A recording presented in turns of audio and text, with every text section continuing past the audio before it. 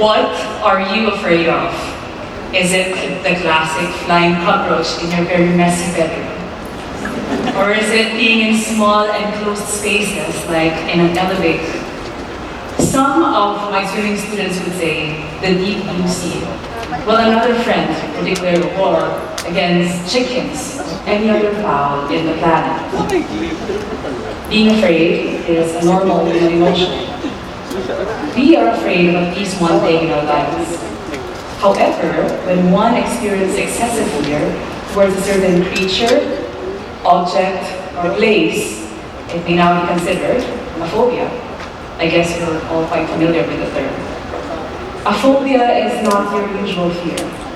It can manifest physically or mentally, which can range from sweating, severe anxiety, stress, and irrational thinking. When you have phobia, you will most likely shape your life to avoid what you consider an imminent threat to your existence. And truly, there are dozens of things to be afraid of. But in the early 1920s, a new phobia emerges in the dictionary. Her presence and his existence suddenly became a threat to people. Islamophobia, according to Merriam-Webster, is the irrational fear, aversion to, and discrimination towards Islam or the people practicing it, the Muslims. People being afraid of people who worships differently than they do. Will we just accept that Islamophobia is another normal human emotion? Many would argue that Islamophobia is not present in the Philippines. We celebrate Islamic holidays. We have a government agency dedicated for Muslim Filipinos. We celebrate and have embraced the halal food and lifestyle. We have Sharia courts and lawyers. The Philippines is considered a home to 10 million Muslims since the 13th century. But despite this development, there are telling signs that Islamophobia is present in the life in our institutions.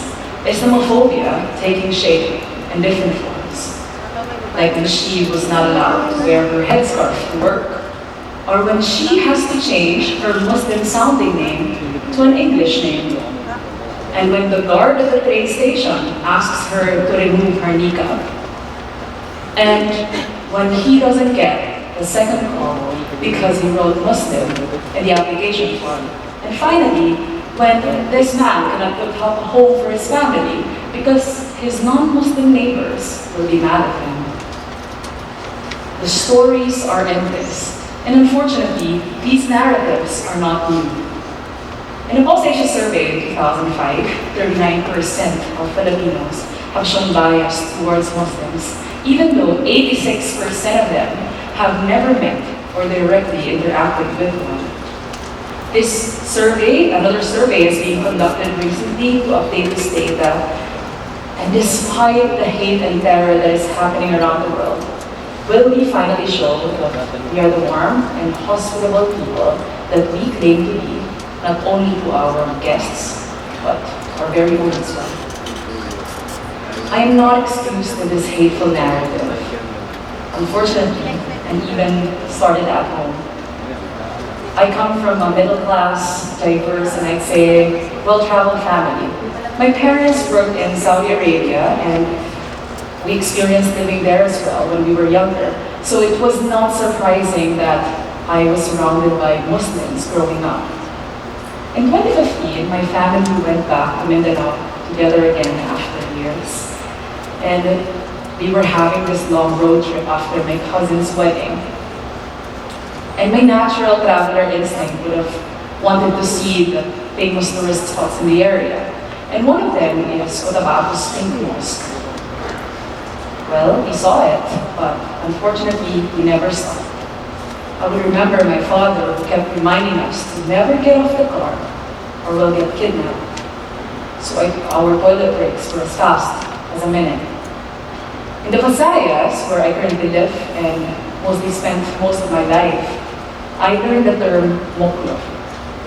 It is tossed around neighborhoods. The moklo guest, the moklo who live there, the muklo is dirty, the muklo is loud. I learned later on in my life that it is the most derogatory word that you can call a Muslim Filipino.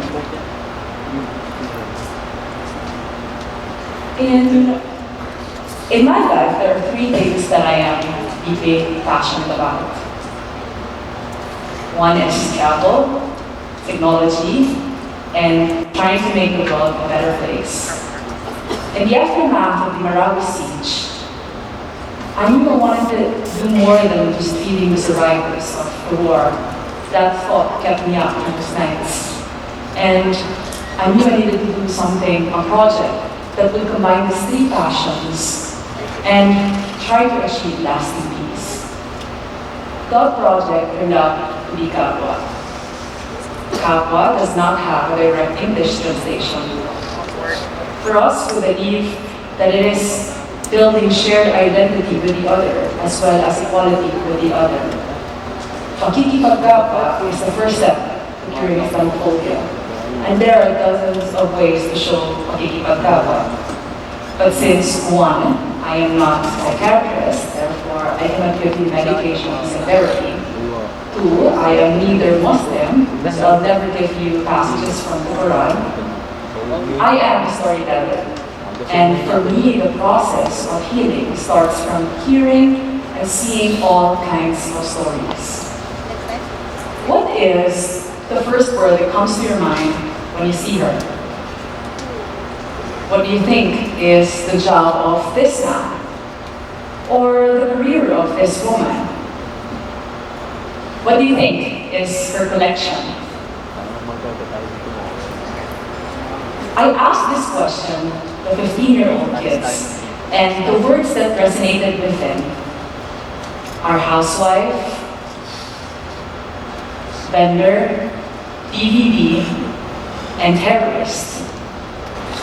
So when I told them that Naj is a mother from Bohol who just gave birth to her fourth child after 3 failed pregnancies, and that Noor is a policeman from Palawan who served there for at least 2 decades and once become a human shield to a thief in their village, and that Rauda is Basilan's premier lawyer. And Intifada doesn't have a single DVD in her house, but has at least 100 rescued cats in her home in Zamboanga. They were just as happy as you.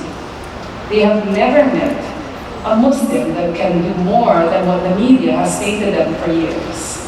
Stories of war, conflict, and struggle for peace.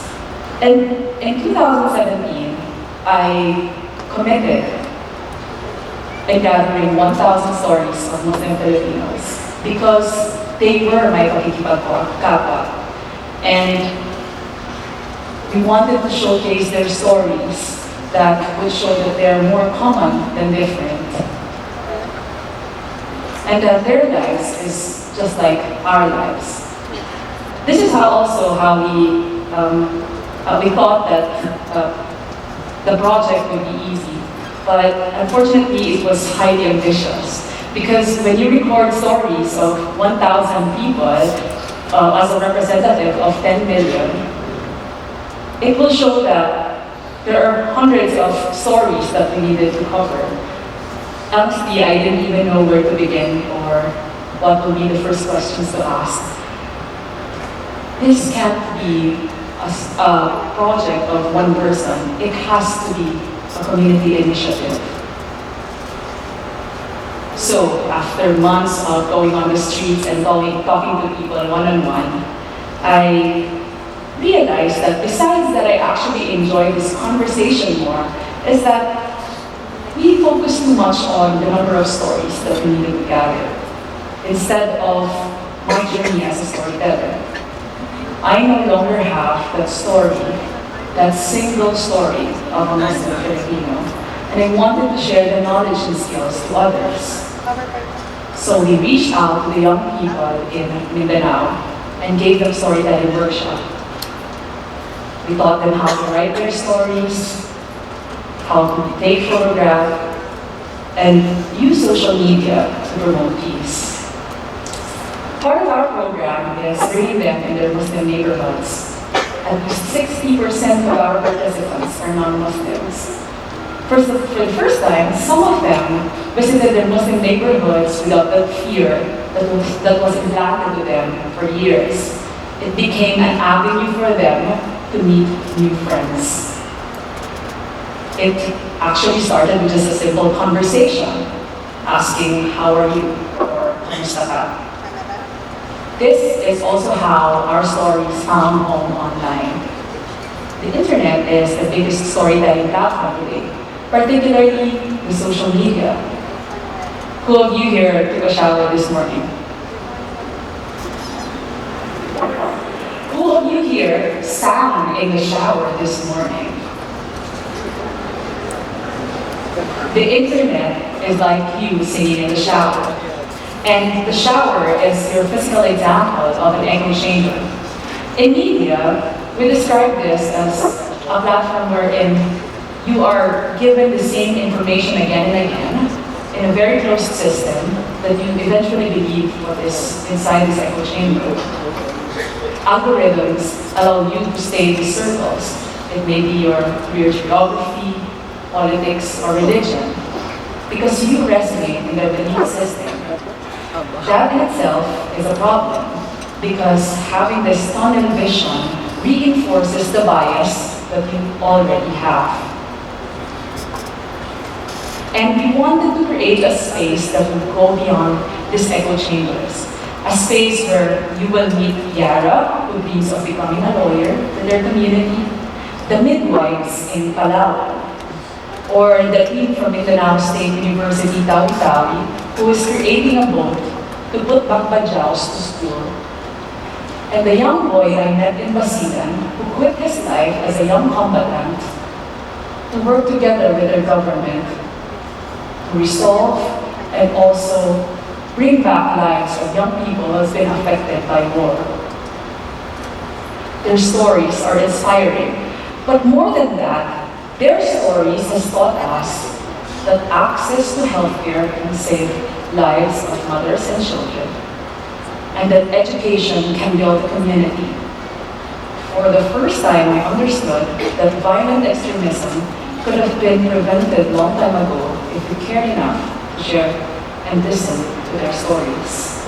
Because the truth is, good storytelling shapes policy, and only with complete policy change can we make and achieve lasting and sustainable peace. We continue to tell stories because we wanted our lawmakers, those with the real power to create drastic change in our communities, to listen and to cure Islamophobia. Because their community is our community, and we have to watch each other's acts. We have to create a noise that goes beyond the silent stories. In the most random places in Siargao, I met a budding artist, Beads, who is from Cotabato. You can count in your fingers the number of Muslims you meet in the island, so I was pretty ecstatic to see him there. We talked about his life as an artist and his dreams for his daughter. But what stuck with me the most in our conversation is a simple but very important concept in Islam that he shared to me. As an artist, he does not draw eyes into any of his artwork. For him, when you put eyes on them, it's like giving life to it. And he believes that only God can give life. Today, you met 14 Muslim Filipinos. My hopes is that next time you meet one in person, you will not fear them. Instead, you will give them a smile. You will look into their eyes, and just like what God has given them, you will also see life. Thank you.